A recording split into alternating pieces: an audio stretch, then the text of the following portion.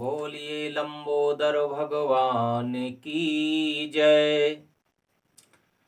कल की कथा में आप लोगों ने श्रवण किया कि त्रिपुरासुर कौन थे और उन्होंने किस प्रकार भगवान ब्रह्मदेव की तपस्या की। फिर उन्होंने वरदान प्राप्त किए और अपने आप को अजेय बना लिया। लेकिन परमात्मा की गति को कौन जान सकता है? काल की गति कोई भी बाधित नहीं कर सकता। समय आने पर एक न एक दिन सबको काल ग्रास करता ही है। जैसा कि गीता में भी कहा है, जातस्य ही ध्रुवो मृत्युः मृत्योर्जन्म ध्रुवस्य च। यानी कि जिसका जन्म हुआ है उसका मरण निश्चित है और जिसका मरण निश्चित है उसका जन्म निश्चित है। मरने वाले का जन्म निश्चित है। तो जब त्रिपुरासुर के अत्याचारों से समस्त देवगण, समस्त संसार त्राहि त्राहि करने लगा, भगवान भोलेनाथ की शरण में गया, तो भोलेनाथ ने कहा, ठीक है, मैं इसका उपाय करता हूं। भोलेनाथ विचार मग्न थे, लेकिन उसी समय त्रिपुरासुर के मन में एक विचार आया कि क्यों न कैलाश पर चला जाए, कैलाश पर भी विजय प्राप्त की जाए।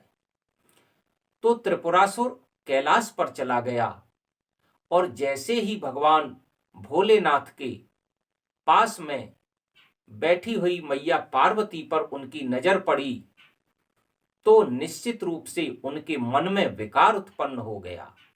उन्होंने सोचा, क्यों न मैया पार्वती को ही अपहरित कर लिया जाए।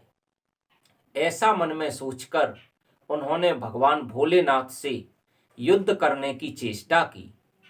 भगवान भोलेनाथ भी युद्ध की ओर प्रवृत्त हो गए और देखते ही देखते कैलाश युद्ध क्षेत्र बन गया।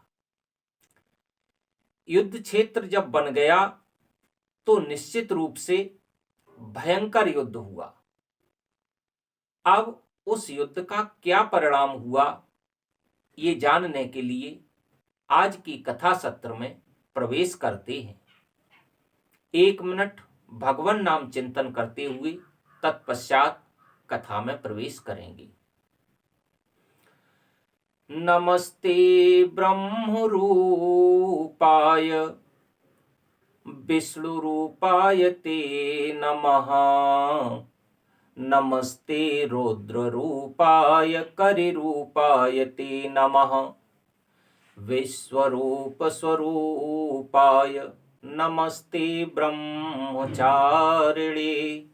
भक्ति प्रियाय देवाय नमस्तोभ्यं विनायकहु।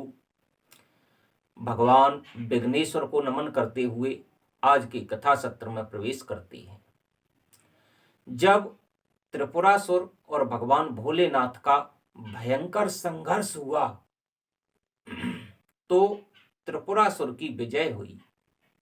हाँ, आप लोग सुनकर चौंक गए होंगे कि त्रिपुरासुर की विजय हुई और भगवान शंकर युद्ध में पराजित हो गए। आखिर क्यों ऐसा हुआ कि भगवान भोलेनाथ युद्ध में पराजित हो गए? तो इसका कारण गणेश पुराण में वर्णित है। भगवान भोलेनाथ ने विचार मंथन किया कि आखिर मेरी पराजय क्यों हुई। इस संबंध में उन्होंने देव मुनि नारद जी से चर्चा की कि हे नारद जी, ऐसा कौन सा कारण रहा जिसके कारण मेरी इस युद्ध में पराजय हुई और असुरों की विजय हुई। तो नारद जी ने बहुत विचार मंथन करने के बाद ऐसा भोलेनाथ से कहा कि हे देवाधिदेव महादेव, यद्यपि आप तो सर्व अंतर्यामी हैं, लेकिन फिर भी आपने मुझे निमित्त बनाकर पूछा है, तो मैं निश्चित रूप से आपसे यही कहूंगा कि एक चूक आपसे अवश्य हुई है। इतना सुनकर भोलेनाथ एकदम से विचार करने लगे कि ऐसी कौन सी चूक हो गई नारद जी। तो नारद जी ने कहा, हे प्रभु, आपने गणेश पूजन नहीं किया था। आप शीघ्रता की स्थिति में युद्ध क्षेत्र में पहुंच गए और युद्ध करने लगे, लेकिन आपने गणेश पूजन करना भूल गए आप, इसलिए आपकी ये पराजय हुई। क्योंकि किसी भी कार्य में सर्वप्रथम गणेश पूजन अति आवश्यक होता है और भगवान गणेश तो विघ्नेश्वर हैं, विघ्नों का हरण करने वाले हैं। यदि आपने गणेश पूजन किया होता तो आपकी पराजय नहीं होती। ऐसा सुनकर भगवान भोलेनाथ ने कहा, अरे, गणेश तो मेरा पुत्र है, उसे तो बरबस ही मेरी सहायता करनी चाहिए थी, फिर उसने मेरी सहायता क्यों नहीं की? नारद जी, क्या कारण है जो उसने मेरी सहायता नहीं की? तो नारद जी ने कहा, भगवान, आप तो अंतर्यामी हैं, सब जानते हैं, फिर भी इसका कारण मुझसे पूछते हैं तो मैं अवश्य कहूंगा कि यद्यपि गणेश आपका पुत्र है, किंतु इसके साथ साथ भगवान तो अनादि हैं, अनंत हैं। विघ्नेश्वर भगवान गणेश पंचदेव में आते हैं, इसलिए आपको उनका पूजन अवश्य करना चाहिए। सभी देवता प्रत्येक कार्य के प्रारंभ में उनका पूजन अवश्य करते हैं। ऐसा सुनकर भगवान शंकर ने कहा, ठीक है नारद जी, यदि आप ऐसा कहते हैं तो मैं अवश्य ही गणेश पूजन करूंगा और गणेश पूजन करने के बाद निश्चित रूप से इस युद्ध में मेरी विजय होगी, ऐसा मेरा विचार है। ऐसा कहकर भगवान भोलेनाथ ने अब उन वरदानों पर विचार किया जो वरदान त्रिपुरासुर ने भगवान ब्रह्मदेव से मांगे थे। भगवान ब्रह्मदेव से त्रिपुरासुर ने 3 वरदान मांगे थे। प्रथम वरदान तो ये मांगा था कि मैं ऐसे बाण से मरूं जो दिखने में तो बाण हो लेकिन वास्तव में बाण न हो। वह बाण ऐसे धनुष पर संधान किया जाए जो दिखने में धनुष तो हो लेकिन धनुष न हो। तीसरा वरदान, वह धनुष और वह बाण जिस व्यक्ति के हाथ में हो जो मेरा वध करे, वो व्यक्ति ऐसे रथ पर सवार हो जो दिखने में तो रथ प्रतीत होता हो लेकिन वास्तविक वह रथ न हो। यही 3 वरदान त्रिपुरासुर ने भगवान ब्रह्मदेव से मांगे थे।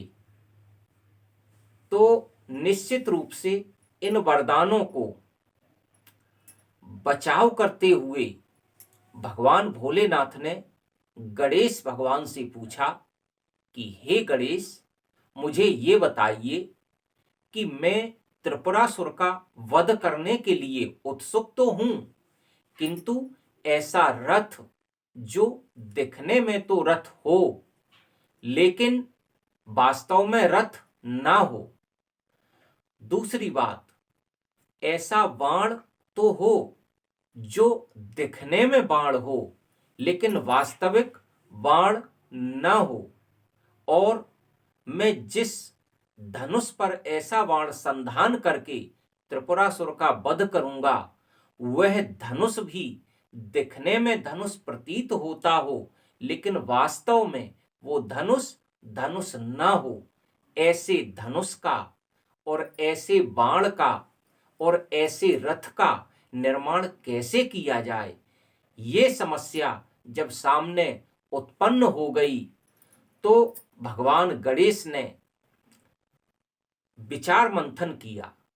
क्योंकि भगवान गणेश तो समस्त विघ्नों का हरण करने में सक्षम हैं, समर्थ हैं, तो भगवान गणेश ने कहा, हे पिताश्री, मैं ऐसे धनुष और ऐसे बाण और ऐसे रथ का निर्माण अवश्य करूंगा जिससे आप त्रिपुरासुर का वध कर सकें।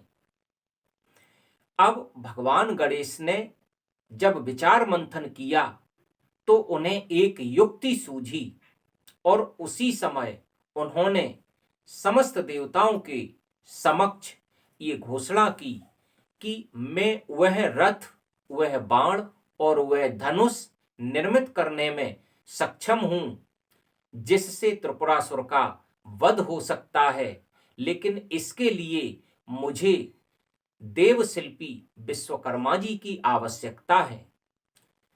ऐसा सोचकर जैसे ही देवताओं ने ये सुना तो उन्होंने तुरंत ही देवशिल्पी विश्वकर्मा को वहां उपस्थित कर दिया।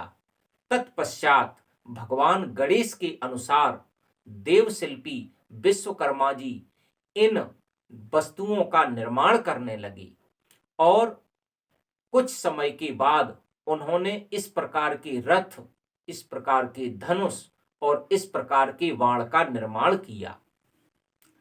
जब इस प्रकार का निर्माण समाप्त हो गया, जब तीनों चीजें निर्मित हो गईं, तो देवताओं में प्रसन्नता की सीमा न रही। भगवान भोलेनाथ ने कहा, अब निश्चित रूप से मैं त्रिपुरासुर का संहार कर दूंगा। तो ये धनुष और ये बाण और ऐसा रथ किन किन वस्तुओं से, किन किन चीजों से बना, वो कौन सी चीजें थीं जिनसे इन सब का निर्माण हुआ, जिससे त्रिपुरासुर का वध हुआ, यह जानने के लिए अगले अंक को देखिए। बोलिए वृंदावन बिहारी लाल की जय।